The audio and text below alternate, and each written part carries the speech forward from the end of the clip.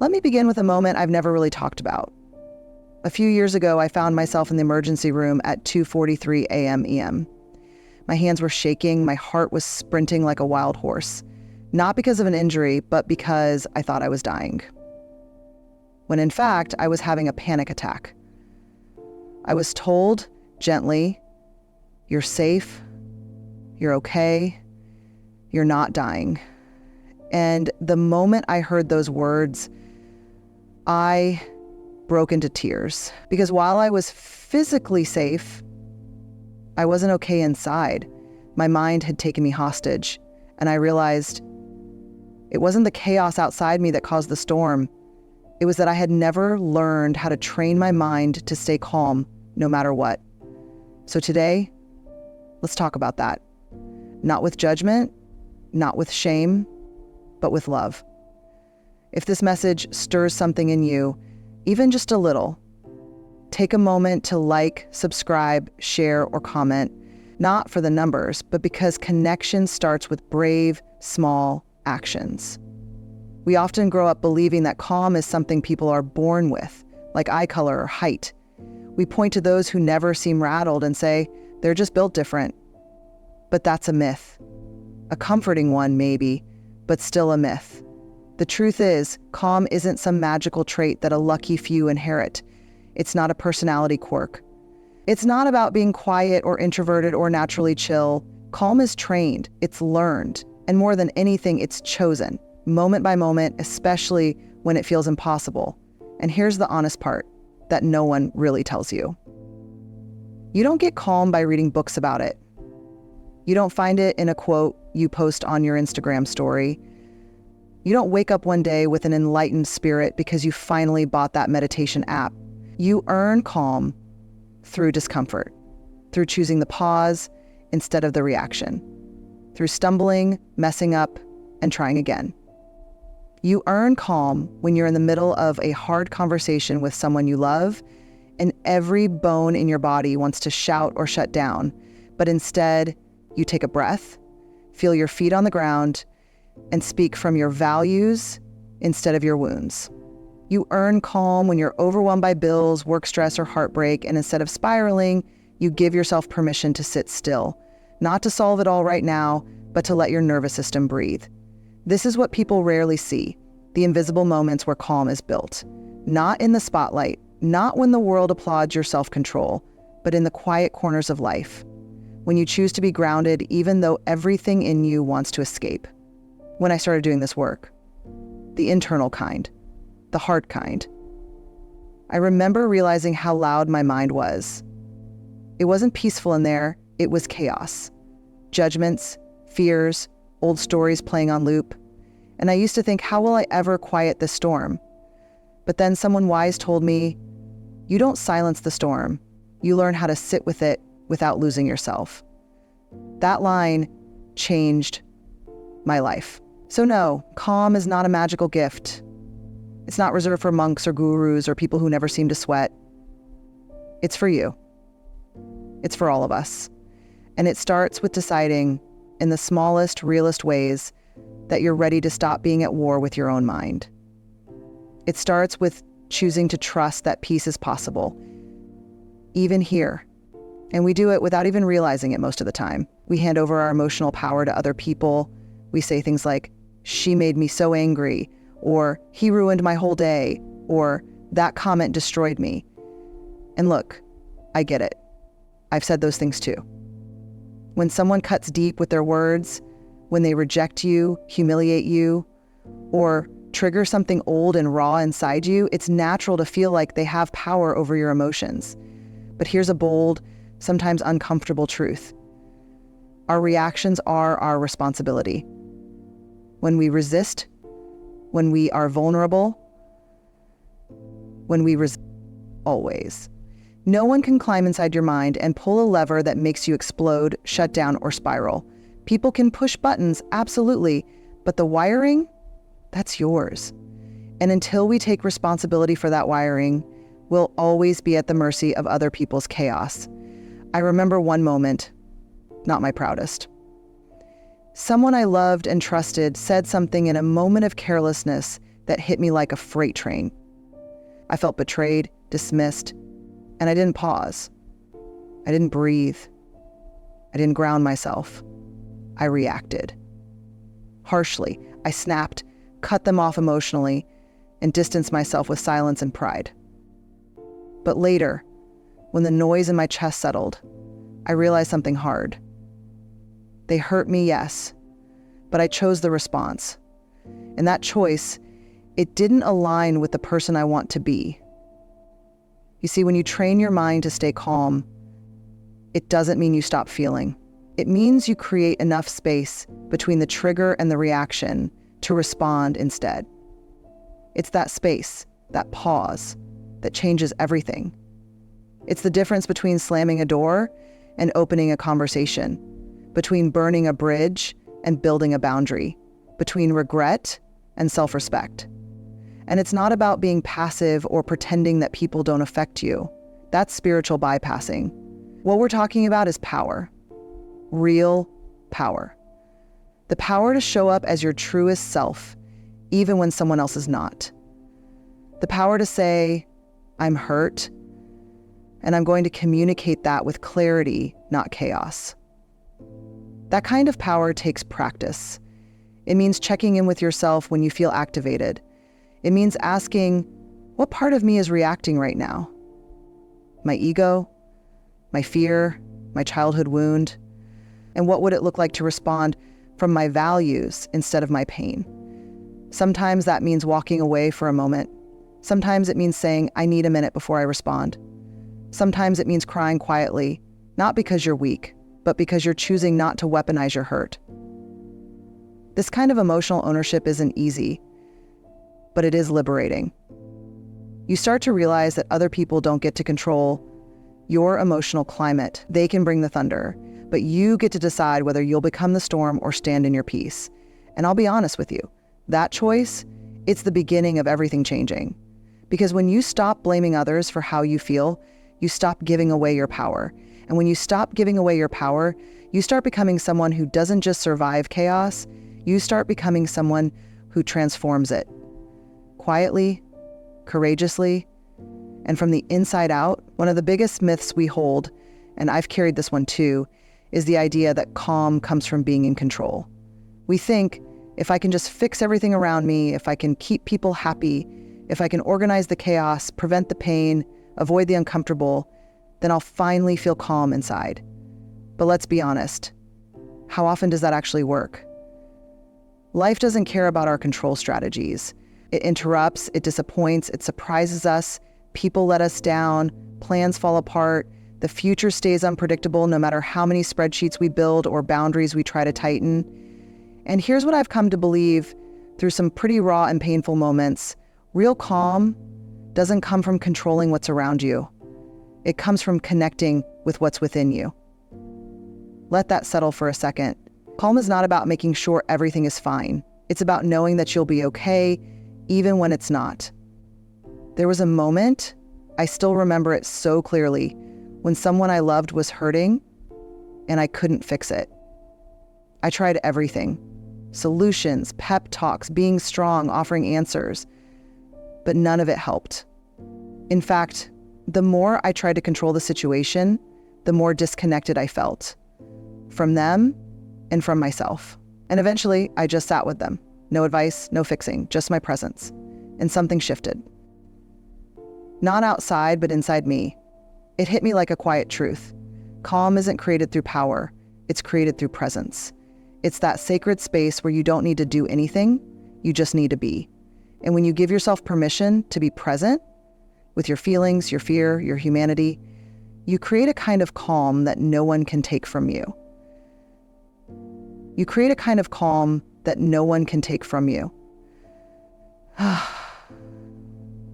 You create a kind of calm that no one can take from you. You create a kind of calm that no one can take from you.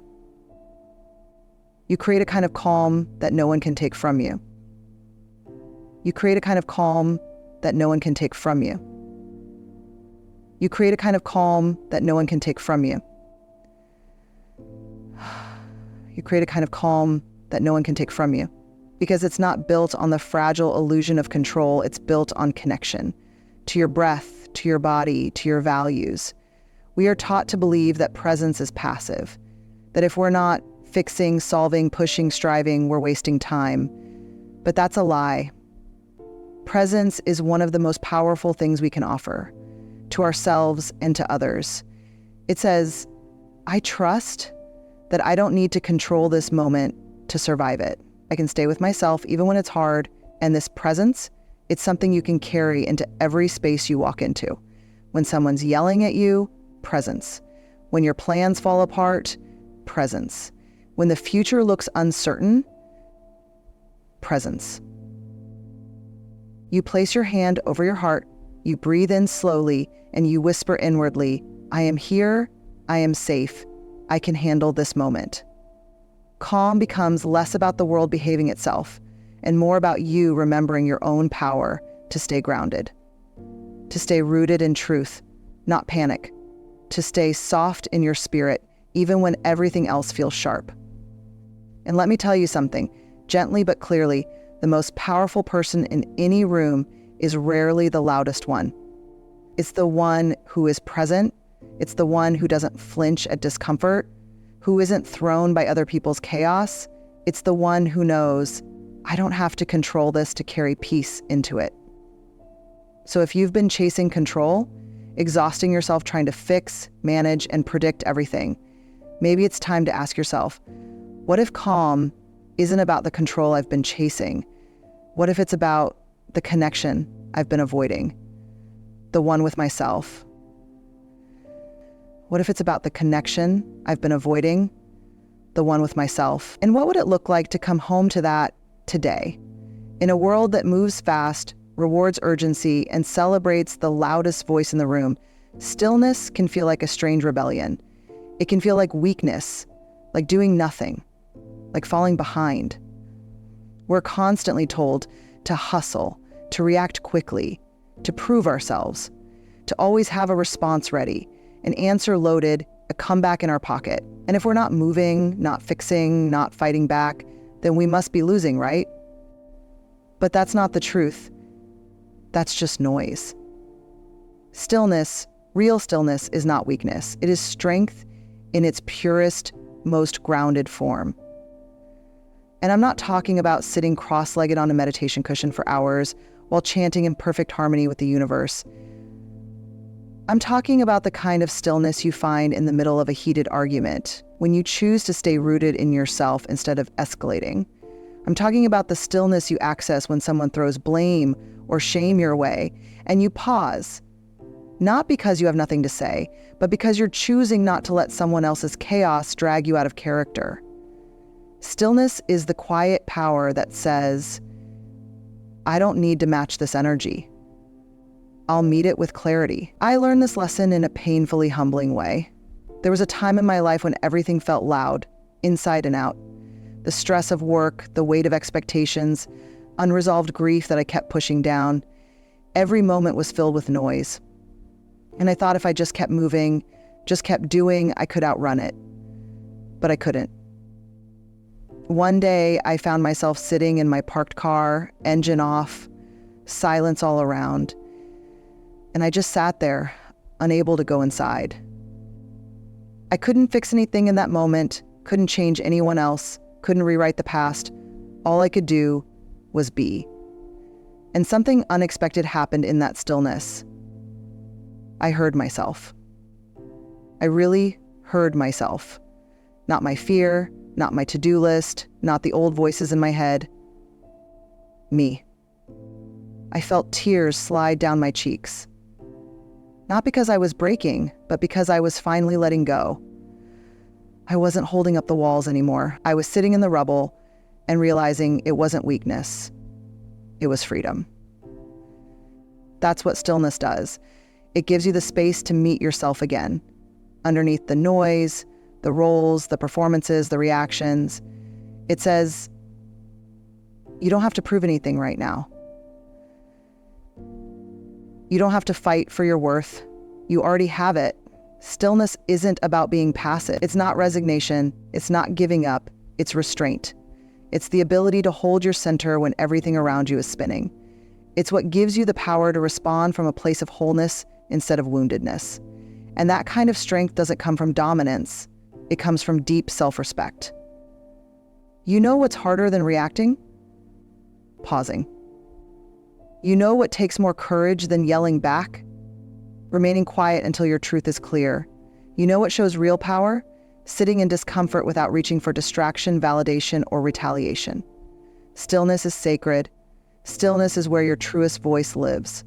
The one not shaped by fear or anger or noise, but by truth. And when you begin to anchor yourself in that stillness, something shifts. You stop being shaken by every wave. You stop feeling the need to chase or defend or explain. You begin to belong to yourself, deeply, fiercely, and without apology. That's the kind of calm we're after. Not the performance of peace, but the practice of it. Not the appearance of control, but the embodiment of presence. Not the loud claim of strength, but the quiet confidence of knowing who you are, even when everything around you feels uncertain. The kind of calm we're after, not the kind of calm we're after, amen. Not the kind of calm that you ask, but the kind of calm that you ask. Even when everything around you. So when the world demands you move faster, shout louder, or react quicker, maybe that's your invitation to slow down, breathe deeply, and choose the kind of stillness that reminds you, you don't need to chase peace. You are peace. When you trust yourself enough to stop running, there is something tender and profound that I want you to hear, not just with your mind, but with your whole heart. You are not your chaos. You are your calm. Let me say it another way. You are not your breakdowns. You are not your panic. You are not your worst days or your anxious thoughts or the noise that sometimes floods your mind at 2 a.m. when the rest of the world is sleeping. You are something far deeper, something steadier, something softer, and stronger than the storm. We live in a world that often defines us by our mess. We internalize every failure, every emotional moment, every time we lost it and said something we didn't mean, and we carry those moments like shame-filled luggage. We carry them in a very particular way. We are flawed and broken, and slowly we start to believe this chaos inside me is who I am. But it's not. The days where you look in the mirror and barely recognize yourself, and in those moments your mind will try to convince you that you're broken. But that's not truth. That's fear talking. Here's the truth. You're not broken. You're becoming. Every time you take a deep breath instead of yelling, you're becoming. Every time you choose to pause before responding, you're becoming. Every time you return to yourself with kindness instead of shame, you're becoming. You're not here to be perfect. You're here to be present. You're not here to have it all together. You're here to hold yourself with compassion when you don't. Because what if healing isn't about eliminating the chaos altogether? What if it's about remembering over and over again that you can return to your calm, no matter what the world throws at you? That calm place inside you isn't far away. It's not hidden in some mountain retreat or at the end of a 10-year spiritual journey. It's closer than your breath. It's the part of you that knows how to sit in silence without judgment, the part that still believes in softness, even when the world feels hard, the part that whispers, you've made it through before, and you will again. You don't have to pretend to be unshakable. You don't have to hide your fear or disguise your sensitivity. You just have to remember that behind all the noise, all the rushing, all the pain, you are still here, still breathing, still whole. The wind blows through, but the sky remains, and so do you. So if you've been lost in the chaos lately, come home. Not to some perfect version of yourself, but to the steady, sacred place inside that already knows how to breathe through the storm, that already knows how to hold your fear without feeding it, that already knows how to return to peace, not by force, but by love. That is your power. That is your calm. That is who you are. So here's what I hope you remember tonight. Training your mind to stay calm isn't about pretending life doesn't hurt. It's about learning how to be with yourself in the middle of the storm and saying, even now, I choose peace. It's about choosing courage over chaos, integrity over instinct, and compassion, always compassion, over control. Start small. Take one breath before you respond. Take 5 minutes each morning to be still. Take one moment to pause when everything feels like it's falling apart. Because in that moment, you're not just calming your mind, you're reclaiming your life. And that, my friend, is the most powerful thing you can do.